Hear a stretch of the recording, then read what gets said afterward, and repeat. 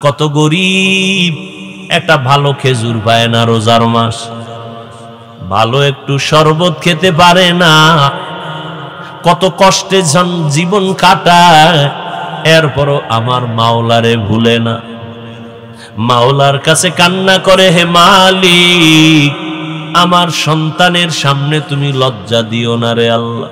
ভালো করে বুঝেন, ওই আল্লাহর বান্দা নিজেও রোজাদার, স্ত্রীও রোজাদার, গরিব মানুষ বাচ্চাগুলো রোজা রাখলো। সারাদিন রোজা রাখার পর বিকেল বেলা পেরেশান হয়ে গেল, আমার বাচ্চাগুলোর ইফতারির কোনো আয়োজন নাই। আমি আর আমার স্ত্রী একটু পানি দিয়া আর খেজুর পেলাম না, পারলে পানি দিয়ে আমি ইফতার করব। বাচ্চাদের কিছু না দিলে তো লজ্জায় আমি মুখ দেখাইতে পারবো না। আল্লাহর বান্দা বড় অন্তরে কষ্ট নিয়া চিন্তা করে করে এবার বের হয়ে গেল।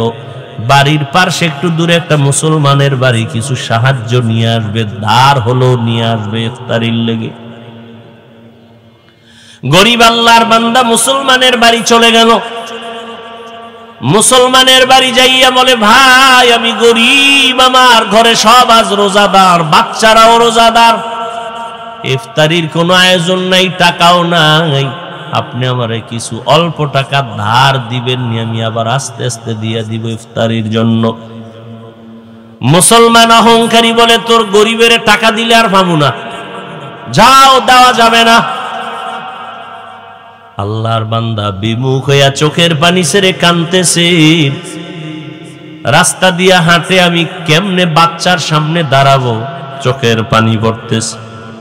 হঠাৎ করে দেখা যায় অপর দিক থেকে একটা লোক, ভদ্রলোক আসতেছে, কান্না দেখে বলে, দাঁড়াও, তুমি কাঁদো কেন? কয়, আমার মনের জ্বালায় কাঁদি। বলে, একটু বলো।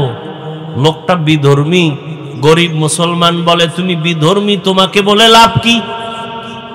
বিধর্মী বলে, বলো। বলে, এই হালাত, আমার বাচ্চাদের ইফতারির আয়োজন নাই, মুসলমানের কাছে গেলাম, টাকা দিল না, কেমনে আমি ইফতারি করব?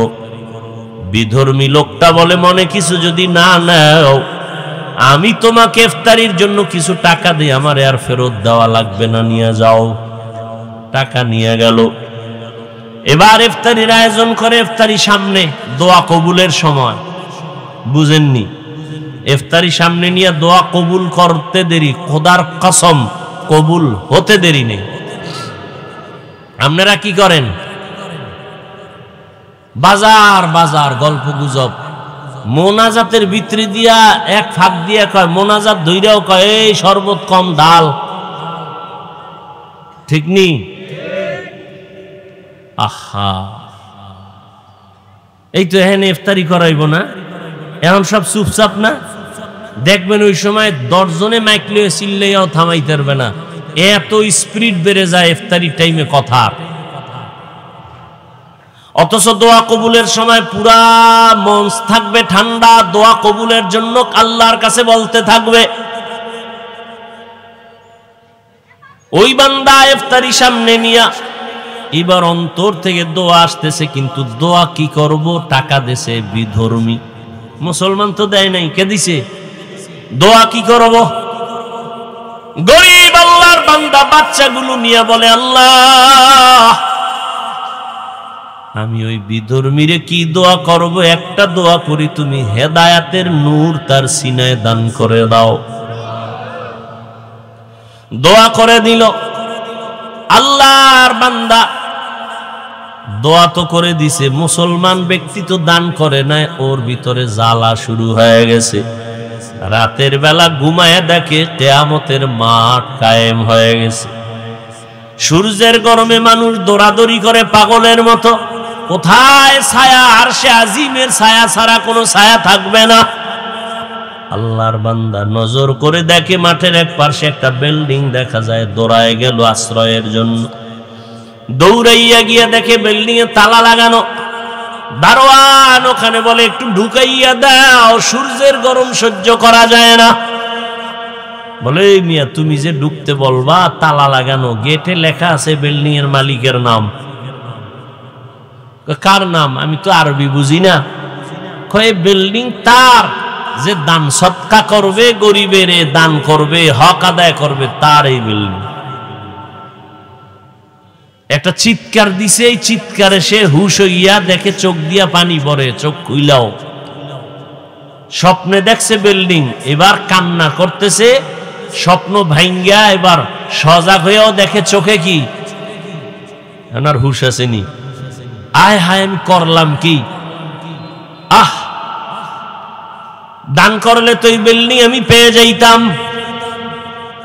সকাল হয়ে গেছে, আল্লাহর বান্দা দৌড়ায় গেল গরিবের বাড়ি গিয়া কয়, রে গরিব আমাকে মাফ করে দাও, তোমার কত টাকা লাগবে নিয়ে যাও। বলে আর লাগবে না, তোমার টাকা নিব না।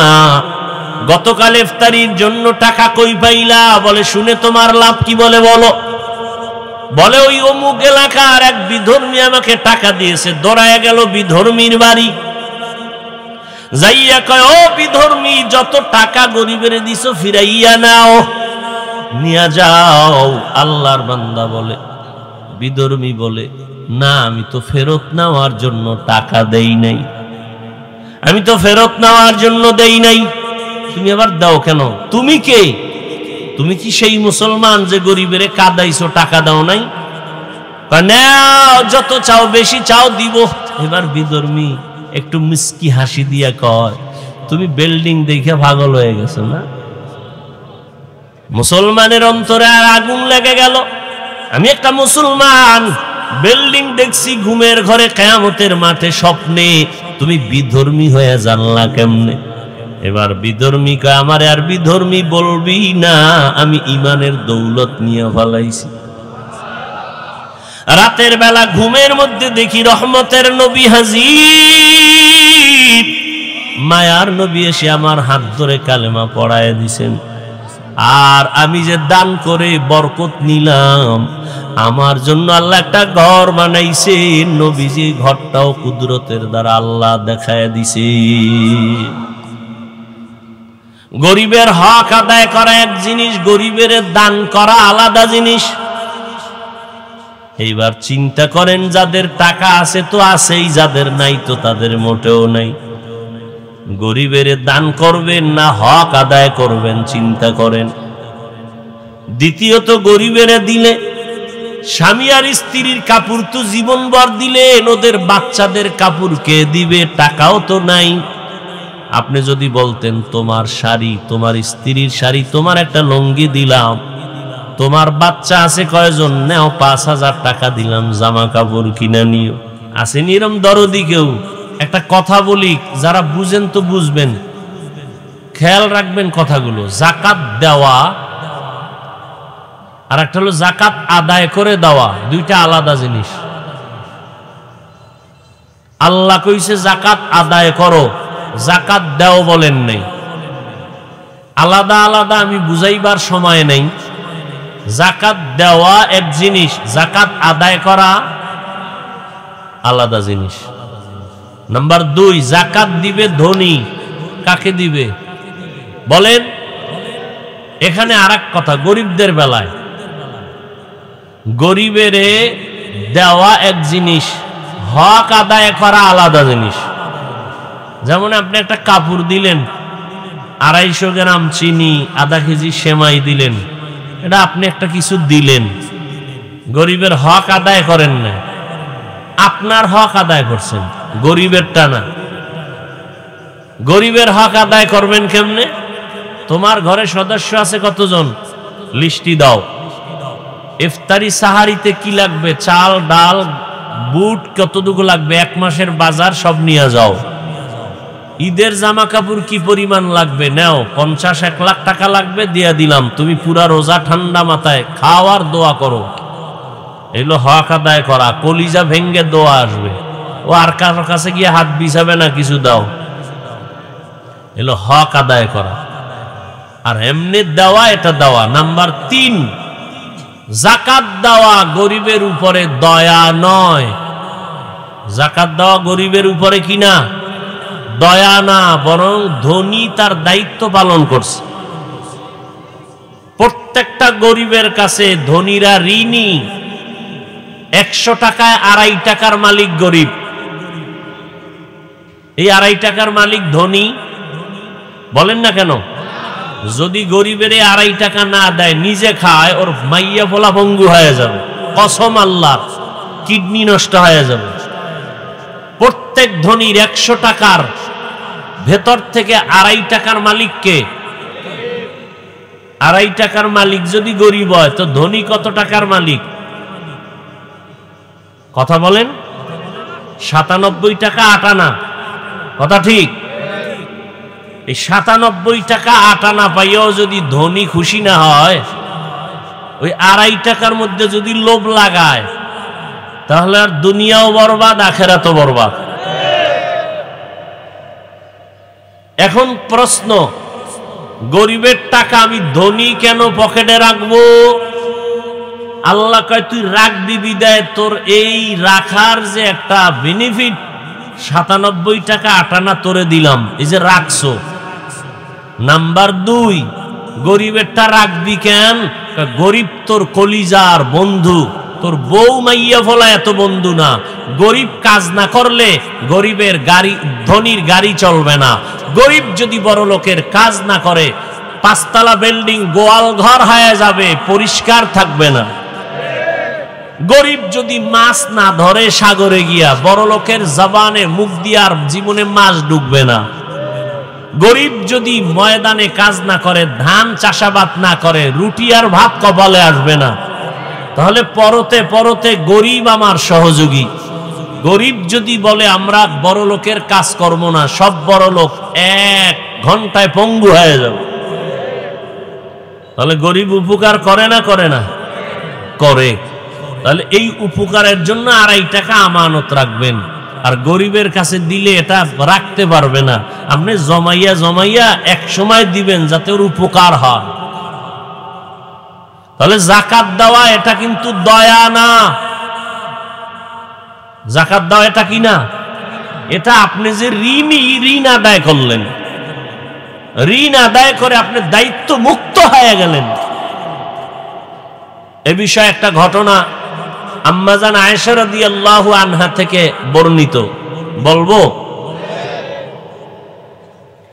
আম্মা জান আয়েশা রাদিয়াল্লাহু আনহা যাকাতের মাল টাকা কাউকে দিবেন, পরিচিত একটা গরিব বড় অসুস্থ, বিছানায় পড়ে আছেন অনেক দূরে।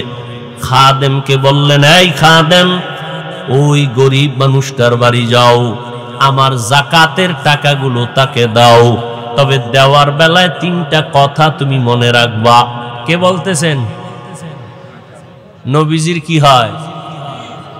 আম্মা জান আয়েশা বলেন 3টা কথা। যাকাতের মালটা নিয়ে গরিবের দিবা, গরিব অসুস্থ। 1 নাম্বার কথা, ওই মালটা গরিবের হাতে দিবা না।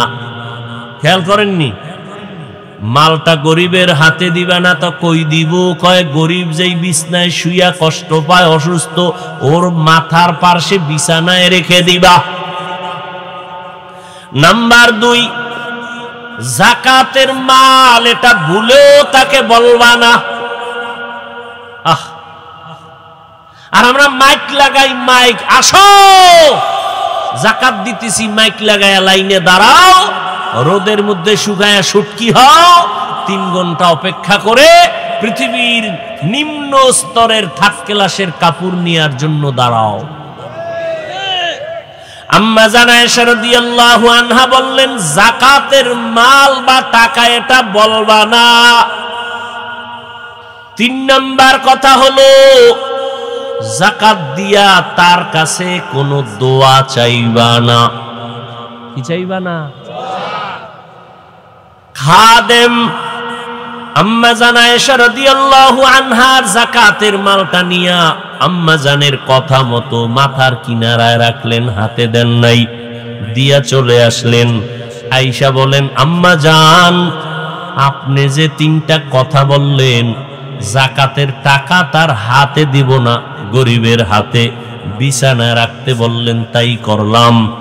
দোয়াও চাই নাই, যাকাতের টাকা তাও বলি নাই, তবে আমি জানতে চাই এর রহস্যটা কি?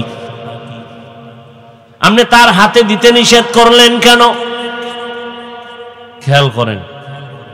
আম্মা জান আয়েশা রাদিয়াল্লাহু আনহা বললেন, ও খাদেম, যাকাত যে টাকাটা দেই আমি হলাম দেনাদার, সে হলো পাওনাদার। আমি তার কাছে ঋণী, এটা দয়া না। অতএব তার হাতে যদি দাও তার হাত থাকবে নিচে, আমার হাত উপরে। না আমি তো দাতা না, সে হবে গ্রহিতা, হতে পারে না। গ্রহিতা ছোট, দাতা বড় না। যাকাতের টাকার বেলায় সে পাওনাদার, আমার কাছে পাবে, আমি ঋণী। অতএব আমি তো তার হাতে দিতে পারি না, সে হাত দিয়া উঠাইয়া নিবে। সে কেন ভিক্ষুকের মতো হাত দুর্বল করে হাত বিছাবে? না, হতে পারে না। কারণ সে তো আমার কাছে ভিক্ষুক না, ছোট না, বরং আমি তার কাছে ঋণী, ঋণের টাকা দিলাম, সে পাওনাদার, তার অধিকার বেশি। অতএব তার হাতের মধ্যে দিলে ছোট মনে হবে, এটা তার কাছে দিয়া দাও, সে হাত দিয়ে উঠায় নিবে। বুঝেননি কিছু? শিয়ালের হাতে মুরগি রাখলে যা হবে, একটা সুদখোর বেনামাজির হাতে ধর্মের চাবি রাখলে তাই হবে। আল্লাহ হেদায়াত দান করুন।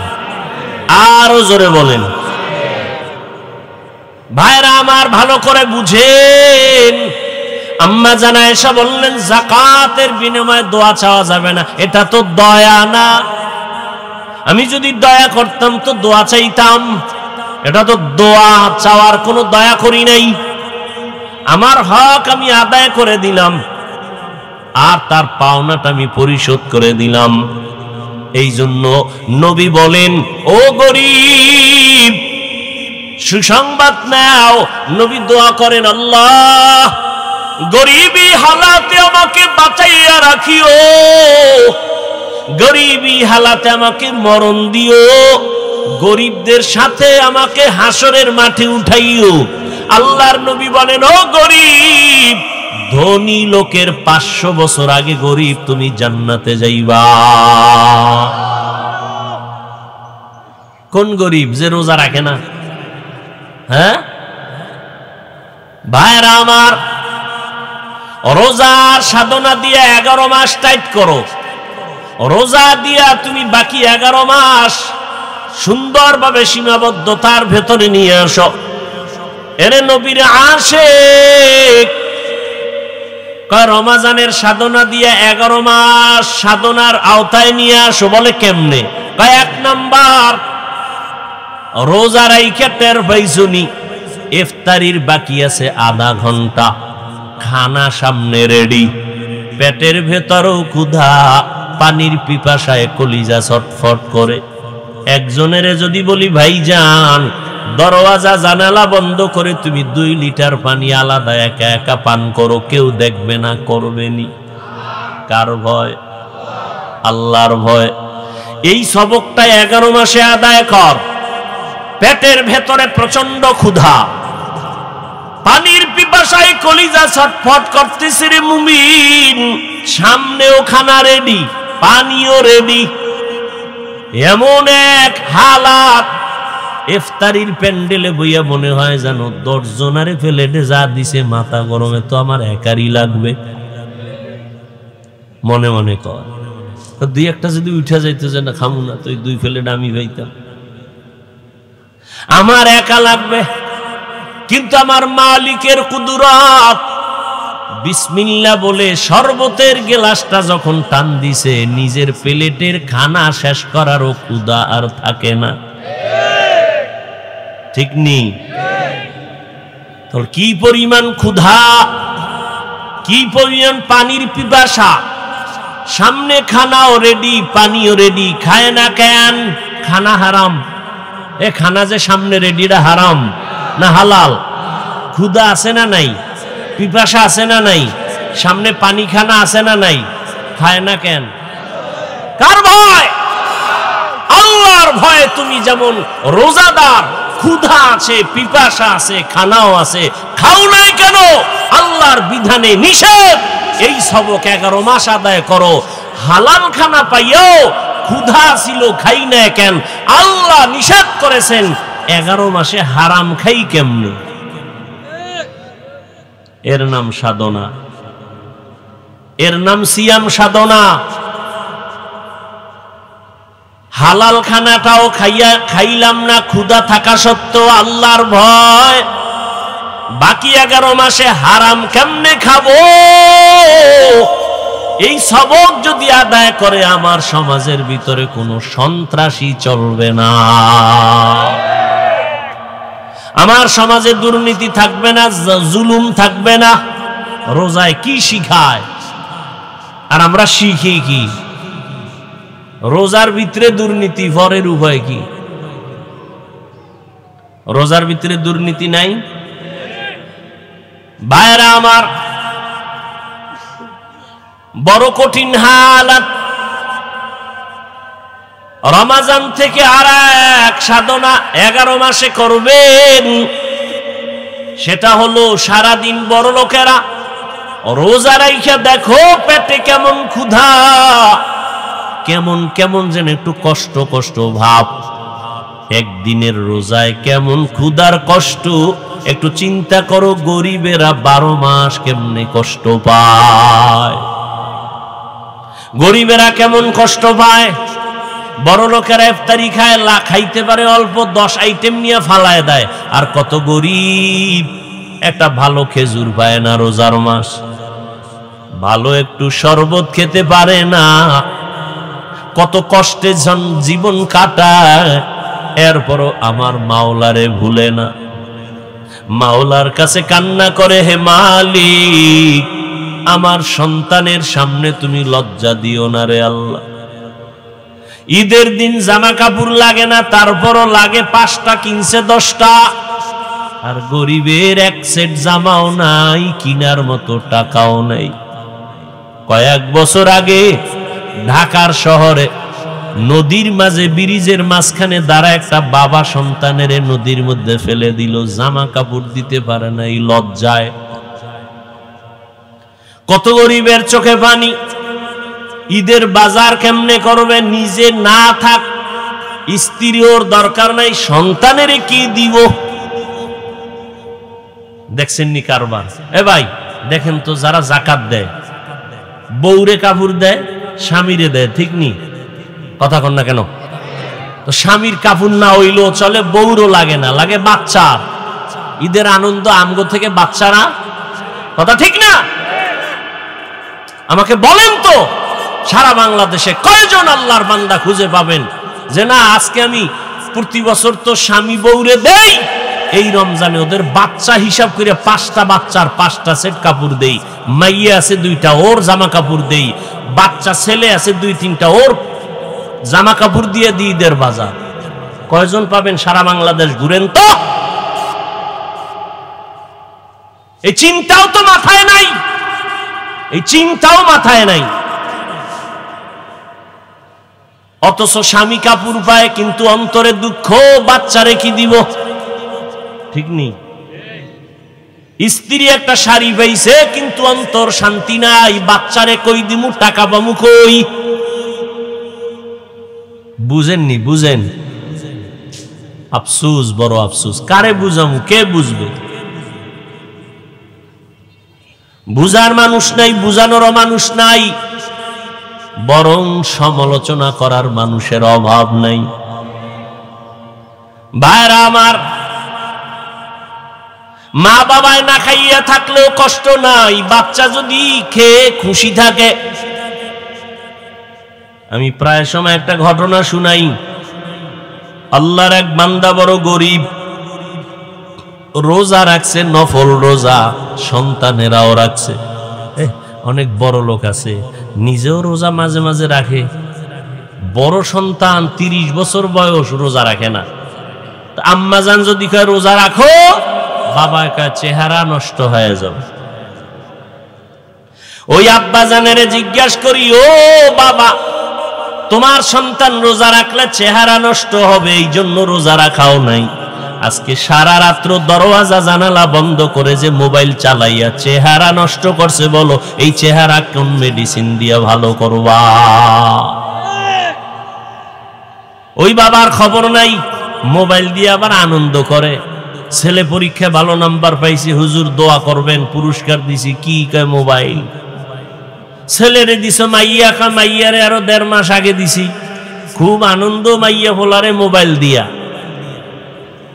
বাবা মা 1.5 মাস পরে কানতে আর কয় হুজুর একটা তাবিজ দেন। কি কয় মাইয়া হিজরত করছে। আছে না নাই? আমি বানায় বলতেছি, এই আকাম নাই, কোনো ঘর আসেনি। আল্লাহ হেদায়েত দান করেন। অথচ আল্লাহর শুকর 6 বছর থেকে আলহামদুলিল্লাহ রোজা রাখা ধরেছি আর সারি নাই। আলহামদুলিল্লাহ আমাদের সন্তানরাও 5-6 বছরে রোজা রাখতেছে। একদিন রাত্রে না উঠাইলে রাগ করে, না খাইয়া রোজা থাকে, তারপরও খায় না। আর আপনার সন্তান 30 বছর রোজা রাখতেই চায় না। এরে আব্বা জানেরা, ও আম্মা জানেরা, ভালো করে বুঝেন, ওই আল্লাহর বান্দা নিজেও রোজাদার, স্ত্রীও রোজাদার, গরিব মানুষ বাচ্চাগুলো রোজা রাখলো। সারাদিন রোজা রাখার পর বিকেল বেলা পেরেশান হয়ে গেল, আমার বাচ্চাগুলোর ইফতারির কোনো আয়োজন নাই। আমি আর আমার স্ত্রী একটু পানি দিয়া, আর খেজুর পেলে পেলাম না, পারলে পানি দিয়ে আমি ইফতার করব। বাচ্চাদের কিছু না দিলে তো লজ্জায় আমি মুখ দেখাইতে পারবো না। আল্লাহর বান্দা বড় অন্তরে কষ্ট নিয়া চিন্তা করে করে এবার বের হয়ে গেল। বাড়ির পাশে একটু দূরে একটা মুসলমানের বাড়ি, কিছু সাহায্য নিয়ে আসবে, ধার হলো নিয়ে আসবে ইফতারির লেগে। গরিব আল্লাহর বান্দা মুসলমানের বাড়ি চলে গেল। মুসলমানের বাড়ি যাইয়া বলে, ভাই আমি গরিব, আমার ঘরে সব আজ রোজাদার, বাচ্চারাও রোজাদার, ইফতারির কোনো আয়োজন নাই, টাকাও নাই, আপনি আমারে কিছু অল্প টাকা ধার দিবেন নি, আমি আবার আস্তে আস্তে দিয়ে দিব ইফতারির জন্য। মুসলমান অহংকারী বলে, তোর গরিবের টাকা দিলে আর পাবো না, যাও, দেওয়া যাবে না। আল্লাহর বান্দা বিমুখ হইয়া চোখের পানি ছেড়ে কাঁদতেছে। রাস্তা দিয়া হাঁটে, আমি কেমনে বাচ্চার সামনে দাঁড়াবো, চোখের পানি পড়তেছে। হঠাৎ করে দেখা যায় অপর দিক থেকে একটা লোক, ভদ্রলোক আসতেছে, কান্না দেখে বলে, দাঁড়াও, তুমি কাঁদো কেন? কয় আমার মনের জ্বালায় কাঁদি। বলে একটু বলো। লোকটা বিধর্মী, গরিব মুসলমান। বলে তুমি বিধর্মী, তোমাকে বলে লাভ কি? বিধর্মী বলে, বলো। বলে এই হালাত, আমার বাচ্চাদের ইফতারির আয়োজন নাই, মুসলমানের কাছে গেলাম, টাকা দিল না, কেমনে আমি ইফতারি করব? বিধর্মী লোকটা বলে, মনে কিছু যদি না নাও, আমি তোমাকে ইফতারির জন্য কিছু টাকা দিই, আমার আর ফেরত দেওয়া লাগবে না, নিয়ে যাও। টাকা নিয়ে গেল। এবার ইফতারির আয়োজন করে। ইফতারি সামনে, দোয়া কবুলের সময়, বুঝেননি? ইফতারি সামনে নিয়ে দোয়া কবুল করতে দেরি, খোদার কসম কবুল হতে দেরি নেই। আপনারা কি করেন? বাজার বাজার গল্প গুজব, মোনাজাতের ভিতরে দিয়া এক ফাঁক দিয়া কয়, মোনাজাত ধইরাও কয়, এই শরবত কম ডাল, ঠিক নি? আহা, এই তো এখানে ইফতারি করাইব না, এখন সব চুপচাপ না? দেখবেন ওই সময় 10 জনে মাইক লিয়ে চিল্লাইয়াও থামাইতে পারবে না, এত স্পিড বেড়ে যায় ইফতারির টাইমে কথা। অথচ দোয়া কবুলের সময় পুরা মঞ্চ থাকবে ঠান্ডা, দোয়া কবুলের জন্য আল্লাহর কাছে বলতে থাকবে। ওই বান্দা ইফতারি সামনে নিয়া এবার অন্তর থেকে দোয়া আসতেছে, কিন্তু দোয়া কি করব? টাকা দেশে বিধর্মী, মুসলমান তো দেয় নাই, কে দিছে? দোয়া কি করব? গরিব আল্লাহর বান্দা বাচ্চাগুলো নিয়ে বলে, আল্লাহ আমি ওই বিধর্মীরে কি দোয়া করব? একটা দোয়া করি, তুমি হেদায়াতের নূর তার সিনায় দান করে দাও। দোয়া করে দিল। আল্লাহর বান্দা দোয়া তো করে দিছে, মুসলমান ব্যক্তি তো দান করে নাই, ওর ভিতরে জ্বালা শুরু হয়ে গেছে। রাতের বেলা ঘুমায় দেখে কিয়ামতের মাঠ কায়েম হয়ে গেছে। সূর্যের গরমে মানুষ দৌড়াদৌড়ি করে পাগলের মতো, কোথায় ছায়া? আরশে আজিমের ছায়া ছাড়া কোনো ছায়া থাকবে না। আল্লাহর বান্দা নজর করে দেখে মাঠের এক পাশে একটা বিল্ডিং দেখা যায়, দৌড়ায় গেল আশ্রয়ের জন্য। দৌড়াইয়া গিয়া দেখে বিল্ডিং এ তালা লাগানো। দারোয়ান ওখানে বলে একটু ঢুকাইয়া দাও, সূর্যের গরম সহ্য করা যায় না। বলে এই মিয়া তুমি যে ঢুকতে বলবা, তালা লাগানো, গেটে লেখা আছে বিল্ডিং এর মালিকের নাম। কার নাম? আমি তো আরবি বুঝি না। কয় বিল্ডিং তার, যে দান সৎকা করবে, গরিবের দান করবে, হক আদায় করবে, তার এই বিল্ডিং। একটা চিৎকার দিছে, এই চিৎকারে সে হুশ হইয়া দেখে চোখ দিয়া পানি পড়ে, চোখ খুইলাও। স্বপ্নে দেখছে বিল্ডিং, এবার কান্না করতেছে, স্বপ্ন ভাঙ্গিয়া এবার সজাগ হয়েও দেখে চোখে কি, এনার হুশ আসেনি। আয় হায় আমি করলাম কি, আহ দান করলে তো এই বিল্ডিং আমি পেয়ে যাইতাম। সকাল হয়ে গেছে, আল্লাহর বান্দা দৌড়ায় গেল গরিবের বাড়ি গিয়া কয়, রে গরিব আমাকে মাফ করে দাও, তোমার কত টাকা লাগবে নিয়ে যাও। বলে আর লাগবে না, তোমার টাকা নিব না। গতকাল ইফতারির জন্য টাকা কই পাইলা? বলে শুনে তোমার লাভ কি? বলে বলো। বলে ওই অমুক এলাকার এক বিধর্মী আমাকে টাকা দিয়েছে। দৌড়ায় গেল বিধর্মীর বাড়ি, যাইয়া কয়, ও বিধর্মী যত টাকা গরিবের দিছো ফিরাইয়া নাও, নিয়ে যাও। আল্লাহর বান্দা বলে, বিধর্মী বলে, না আমি তো ফেরত নেওয়ার জন্য টাকা দেই নাই, আমি তো ফেরত নেওয়ার জন্য দেই নাই। তুমি আবার দাও কেন? তুমি কে? তুমি কি সেই মুসলমান যে গরিবের কাদাইছো, টাকা দাও নাই? নাও, যত চাও বেশি চাও দিব। এবার বিধর্মী একটু মিষ্টি হাসি দিয়া কয়, তুমি বিল্ডিং দেখে পাগল হয়ে গেছো না? মুসলমানের অন্তরে আর আগুন লেগে গেল। আমি একটা মুসলমান, বিল্ডিং দেখছি ঘুমের ঘরে, কিয়ামতের মাঠে স্বপ্নে, তুমি বিধর্মী হয়ে জানলা কেমনে? এবার বিধর্মী কয়, আমারে আর বিধর্মী বলবি না, আমি ইমানের দৌলত নিয়ে ফলাইছি।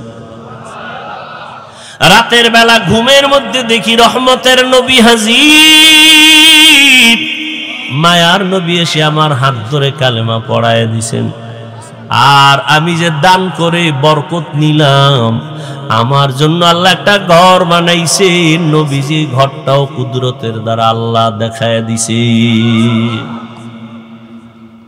গরিবের হক আদায় করা এক জিনিস, গরিবের দান করা আলাদা জিনিস।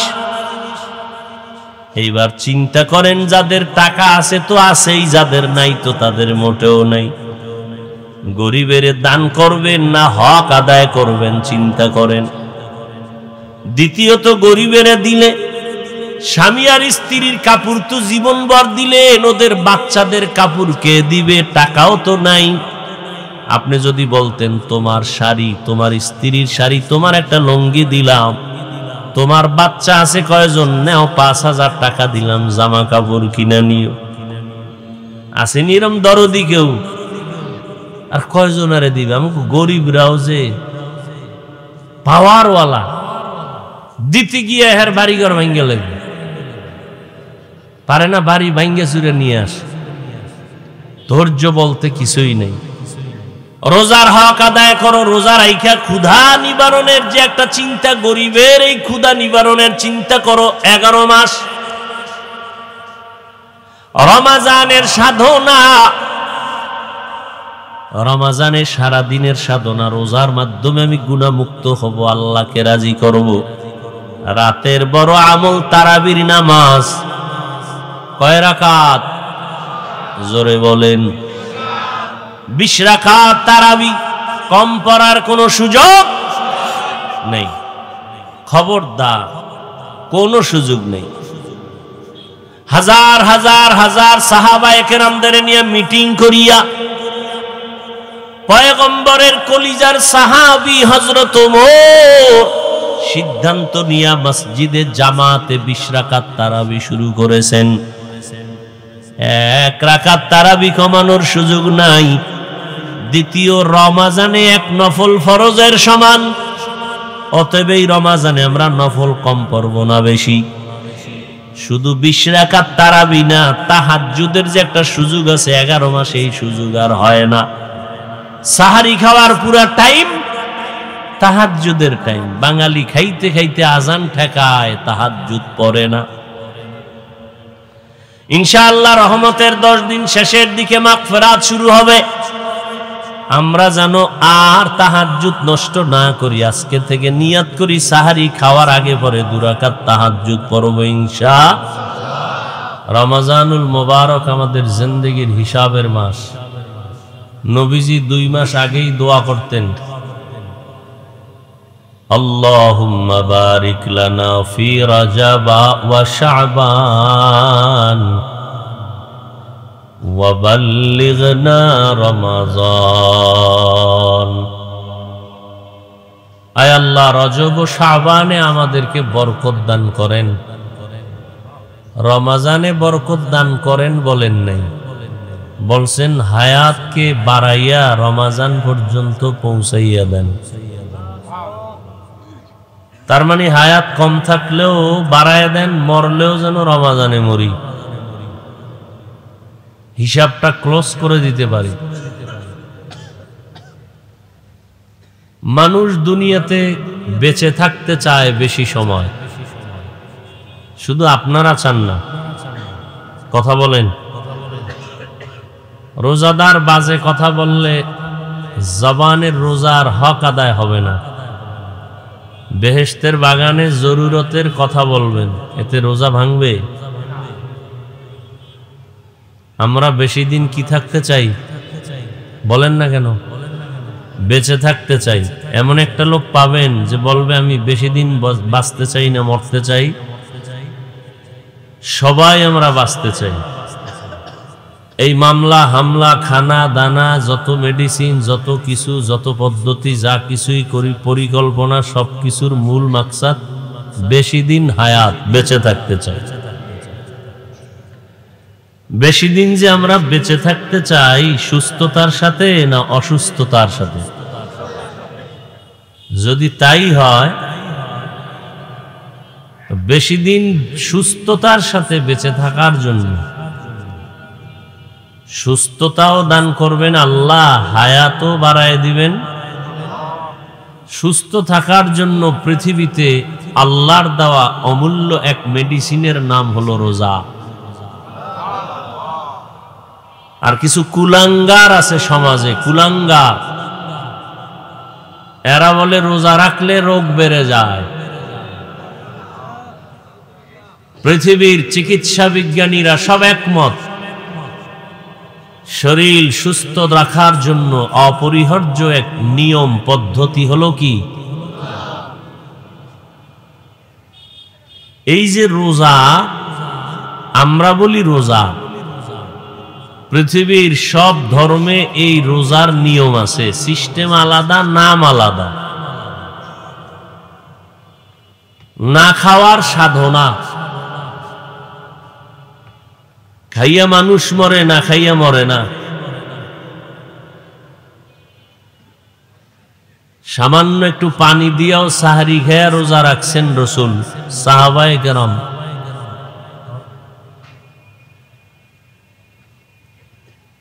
তো রোজা হলো রোগের ঔষধ। কুলাঙ্গারেরা বলে রোজার কারণে রোগ বেড়ে যায়। এটা দুনিয়াটারে এমন ভাবে আকৃষ্ট করছে যে এখন পর্দা পড়ে গেছে, ভালো কিছুই বুঝে না, দুনিয়াটাকেই সে ভালো মনে করে। অথচ যেই দুনিয়া দুনিয়া করে সব শেষ করতেছেন, এই দুনিয়ার দাম আল্লাহর কাছে মোটেও নেই। একটু চিন্তা করবেন কথাগুলো। আমরা মুসলমান রোজা রাখি, আমাদের এই সিস্টেমও নতুন না, আদম থেকে শুরু। আদম আলাইহিস সালাম থেকে শুরু। ভিন্ন ধর্মের মানুষেরা কেন রোজা রাখে? হিন্দুরাও রোজা রাখে, বৌদ্ধরাও রাখে। আমি শুরুতেই বলছি তাদের নামও আলাদা, সিস্টেমও আলাদা। কোন কোন ধর্মে এমনও নিয়ম আছে, না খাওয়ার সাধনা করতে করতে যদি মরতে পারে তাহলে সে বিনা হিসাবে জান্নাত পাবে, অর্থাৎ স্বর্গে চলে যাবে। বুঝেন না কথা? তাহলে না খাওয়ার সাধনা। আমরা যে রোজা রাখি আমাদের না খাওয়ার সাধনা না, আমাদের সাধনা আল্লাহ পাওয়ার সাধনা। ব্যবধান আছে না নেই? এই না খাওয়ার সাধনা সব ধর্মে আছে। বৌদ্ধ ধর্মে আছে, ইহুদি ধর্মে আছে, খ্রিস্টান ধর্মে আছে, জৈন ধর্মে আছে। পৃথিবীর সব ধর্মের মানুষ রোজার মতো না খাওয়ার সাধনা করে। আমাদের সাধনা হলো আল্লাহ পাওয়ার সাধনা। ওদের সাধনা দেখবেন আপনি ভিন্ন ধর্ম, হিন্দুই ধরেন, হিন্দু ধর্মের মধ্যে দেখবেন ওরা খানা খায় খুব পিওর এবং খুব বাসা এবং অল্প অল্প খায়। ওরা অনেক সুস্থ, ওরা সকাল টাইমে গোসল করে, অনেক সুস্থ। ওরা পরিষ্কার পরিচ্ছন্ন বেশি থাকে, অনেক সুস্থ। ওদের যারা গুরু, সীমাহীন টাইম তারা না খাওয়ার সাধনা করে। আমরাও না খাওয়ার সাধনার মধ্য দিয়ে আমরা আল্লাহর পাওয়ার মোহাব্বত তৈরি করার ট্রেনিং দিব, প্রচেষ্টা করব, এবং এই সাধনা দিয়া বাকি 11 মাস আমরা কমপ্লিট একটা সীমাবদ্ধতার মধ্যে নিয়ে আসব। এটা হলো আমাদের মাকসাদ। বলে সিয়াম সাধনা। কি সিয়াম সাধনা? রোজাও রাখবেন, ক্যারাম বোর্ড খেলবেন, কিসের সাধনা? রোজা রাখবেন, ঝগড়া করবেন, কিসের সাধনা? চালাকি। রোজাও রাখবেন, তাস খেলবেন, রোজা রাখবেন, মোবাইলে ছবি দেখবেন, রোজাও রাখবেন, গীবত শিকায়াত করবেন, ক্যারাম বোর্ড খেলবেন, লুড্ডু খেলবেন, কিসের সাধনা আপনার? সারাদিন রোজা রাখছেন, রাত্রে তারাবির নামাজ পড়েন না, কিসের রোজা আপনার? ওই বিধর্মীর মতো আপনারও না খাওয়ার সাধনা হচ্ছে, রোজা হচ্ছে না। রোজা রাইখা সমাজ রক্ষা করছেন, না হয় সমাজের মানুষ আপনাকে তিরস্কার করবে। রোজা, রোজা মানে কি? রোজার দ্বারা তাকওয়া অর্জন করো। তাকওয়া মানি আল্লাহর ভয় অর্জন করো। ভয়ের ব্যাখ্যা কি? বলে গুনাহ থেকে বাঁচো।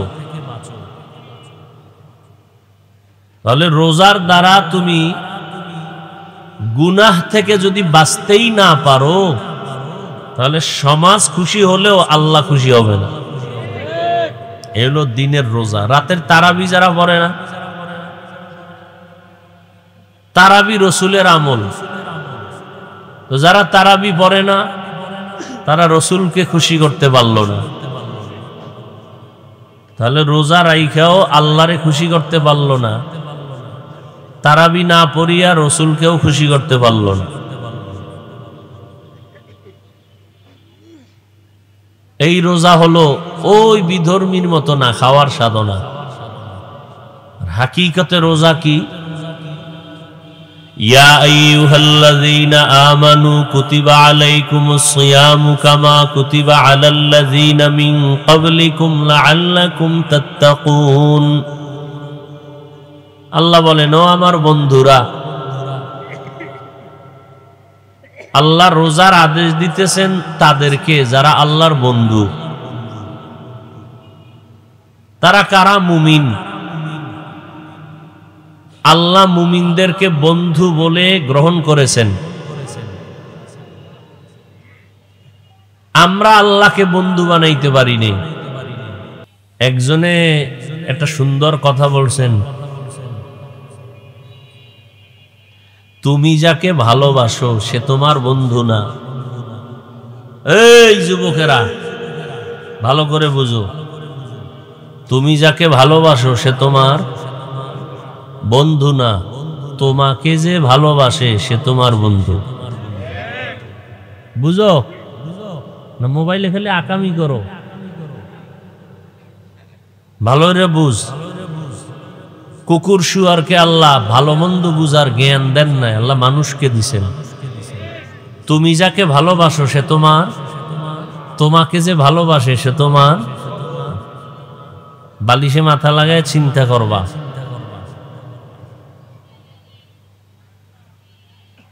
আল্লাহ বন্ধু, আমাকে ভালোবাসেন, এর জন্য আল্লাহ বলেন তোমরা আমার বন্ধু। তাহলে আমার আসল বন্ধুকে? আমি আল্লাহকে ভালোবাসতে পারি নাই, আল্লাহ ঘোষণা দিয়ে দিছেন তুমি আমার বন্ধু। বন্ধু বলার দ্বারা মোহাব্বত কমলো না বাড়লো? বাড়লো। এবার বন্ধুকে বন্ধু কঠিন আবদার করলেও বন্ধুর কাছে এটা কষ্টের কিছুই না। আল্লাহ বলেন তোমার জন্য একটা জিনিস আমি রেডি করছি, একটা কাজ আমি রেডি করছি, কোরবানি।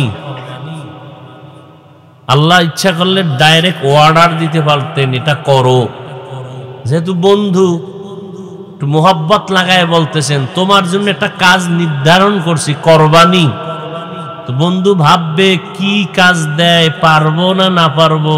আল্লাহ কয় না, যেই কাজটা দিব এ কাজ তোমার 14 পুরুষেরাও করছে, কামা কুতিবা আলাল্লাযিনা মিন ক্বাবলিকুম। তখন বান্দা কয় আমার বাপ দাদায় যদি করে তো এটা তো কঠিন না, আমিও পারবো। আল্লাহ কয় পারবা এতটুকু না, পারলে বিশাল পুরস্কার। বলে কি? তোমার মাঝে আর আমি আল্লাহর মাঝে মাঝখানে কোনো পর্দা থাকবে না, সাক্ষাৎ হবে। মাঝখানে কি থাকবে না? পর্দা থাকবে না। এমন একটা পুরস্কার তোমাকে দিব। বলে সে পুরস্কার কি? বলে তাকওয়ার মর্যাদা।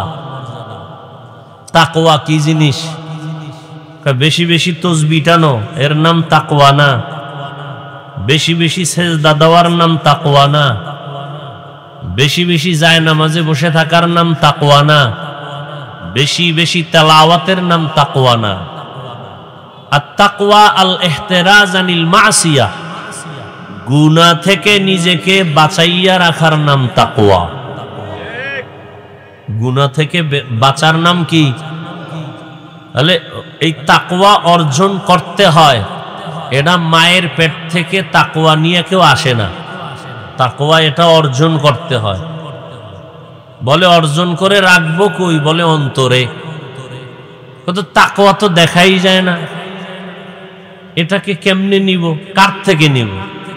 লিকুল্লি শাইইন মা'দিনুন ওয়া মা'দিনুত তাকওয়া কুলুবুল আরিফিন। সব জিনিসের একটা খাজানা আছে, গোডাউন আছে। তাকওয়ার গোডাউন হলো আল্লাহ পাকের বিশেষ বান্দাদের কলব। বলে ওই কলবের সাথে সম্পর্ক তৈরি করে নাও, আত্মার সাথে সম্পর্ক লাগাও। আল্লাহ ওয়ালাদের বুকের সাথে সিনার সাথে সিনা লাগাও। জিব্রাইল রসুলের সিনার সাথে চাপ দিছেন, রসুলের সিনার সাথে সাহাবায়ে কেরামের সিনা লাগছে।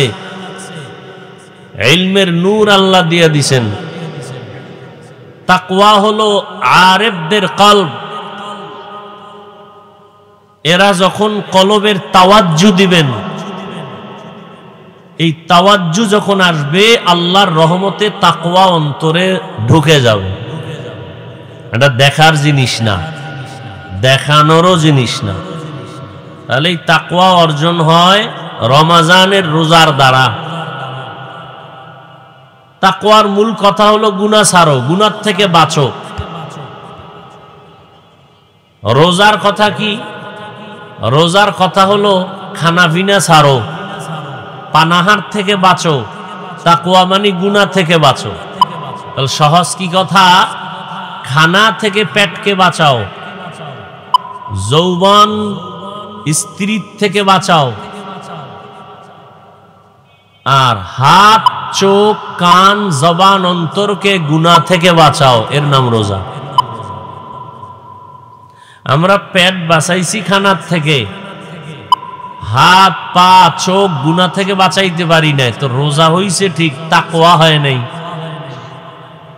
हर के दारद खौफ हक दर दिल मदाम जन्नतुल मअवा दे हद उरा मकाम जुज़बा हक ची जे मखाज इंसो जा फजले उआ मस्ते दर जुमला जहा शहरु रमज़ान अल्लज़ी उन्ज़िला फ़ीहिल कुरआन। रमज़ान एमन एकटा मास, बछरे मास कयटा? रमज़ानेर नाम कुरआने आछे, दामी मास। बोले এটা কেমন দামি? আল্লাহর নবী বলেন শাহরু রমজান শাহরুল্লাহ, রমজান হলো আল্লাহর মাস। কার মাস?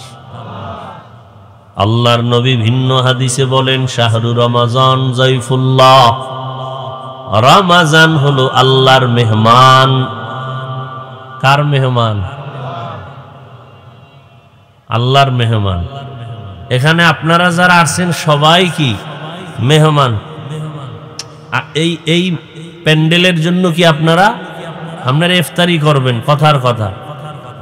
আমার একটা লোক যদি থাকে, কমিটিকে বলবো সবাই রোজাদার ইফতারি করবে, আমার একটা আলাদা মেহমান আছে এখানে, এরও ইফতারি করায়েন। খেদমতটা সবার তুলনায় আমার মেহমানের কম হবে না বেশি? বেশি মেহমানদারি করলে আমি কমিটির উপরে খুশি না বেজার? আল্লাহ বলেন রমজান আমার মেহমান, আমার মেহমানকে কদর করো, আমি আল্লাহ খুশি। আমি আল্লাহ খুশি মানি বিনা হিসাবে জান্নাত। সাইয়্যিদুশ শুহুর শাহরু রমজান।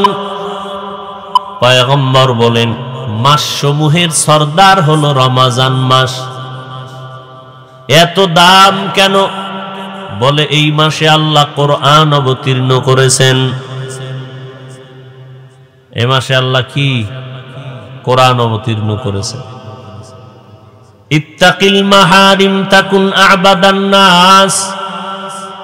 রহমতের নবী বলেন ও মানুষ, গুনাহ থেকে নিজেকে বাঁচাও, আল্লাহর কাছে তোমার মর্যাদা বেড়ে যাবে, মানুষের কাছেও তোমার মর্যাদা বেড়ে যাবে।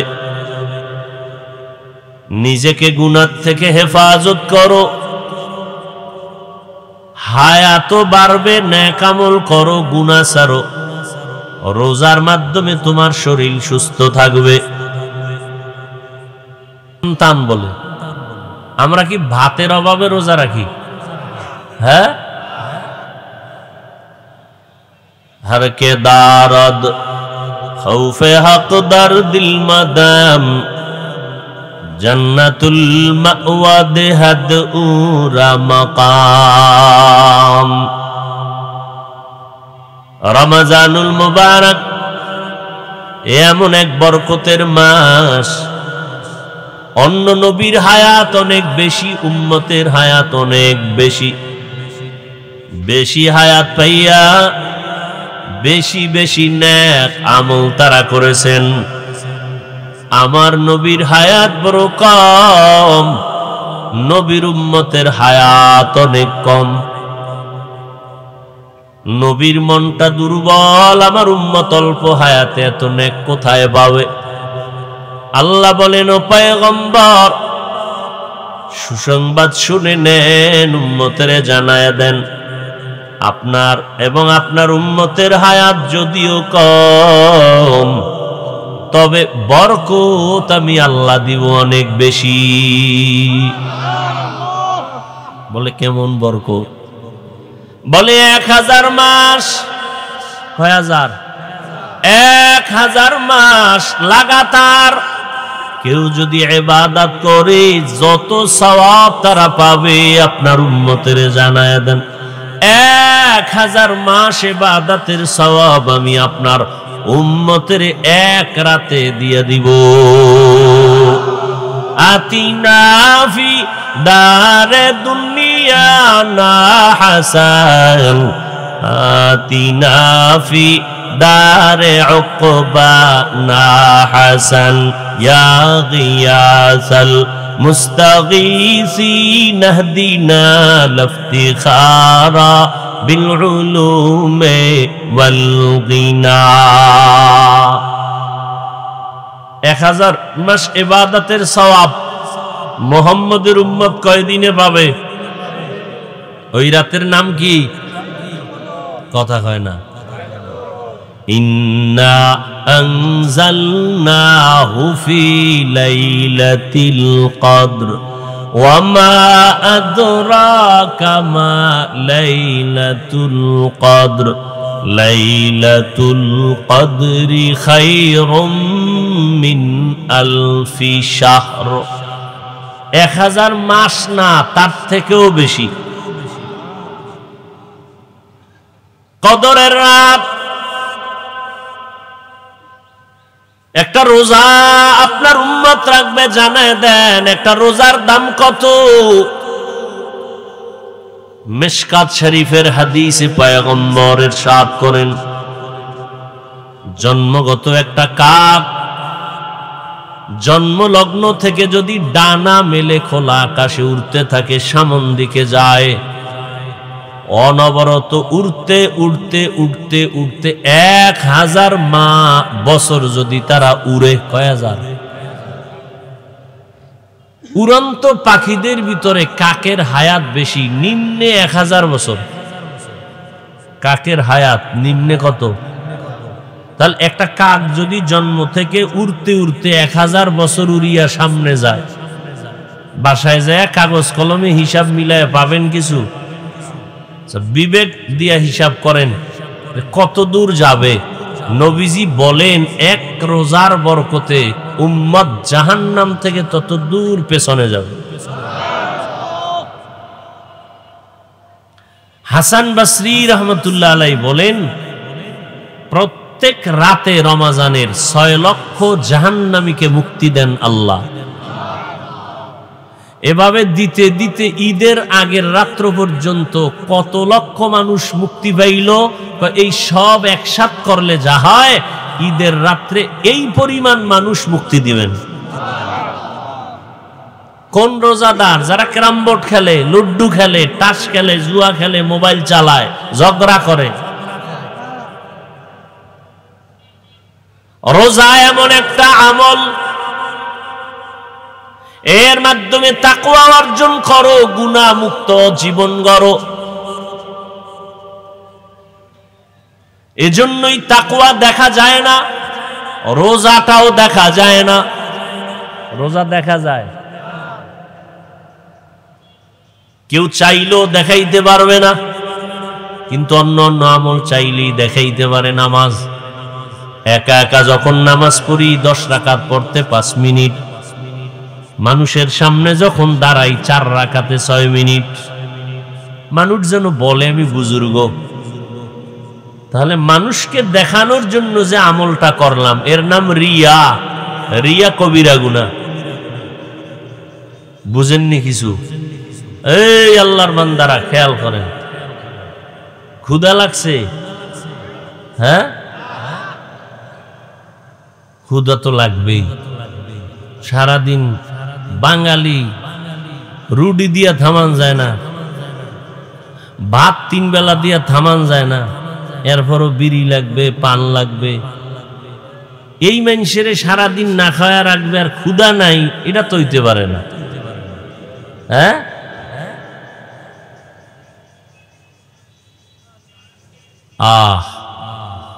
ভালো করে বুঝেন।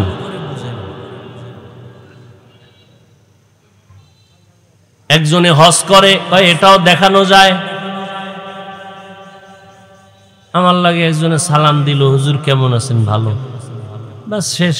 বাড়ি কি অমুক জায়গায় এই কাজ করি, দোয়া করবেন না? হে আমারে শুনাইতেছে আমি হজ করে আইছি, আরো 13 জন রে উমরা করেছি, আমি ভিআইপি প্যাকেজের হাজি।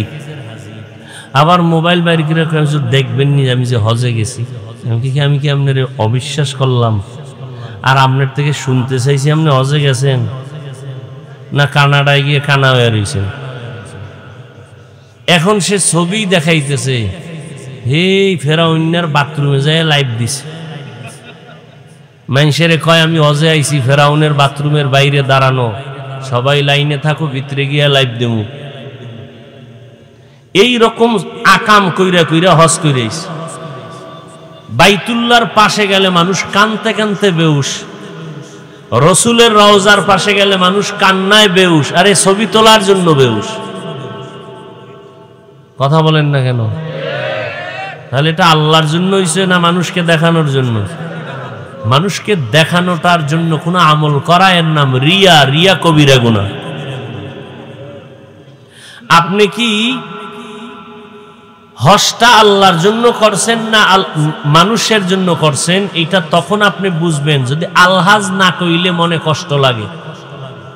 আলহাজ না বললে যদি অন্তরে কষ্ট লাগে, বুঝবেন আপনার হজ আল্লাহর জন্য হয় নাই।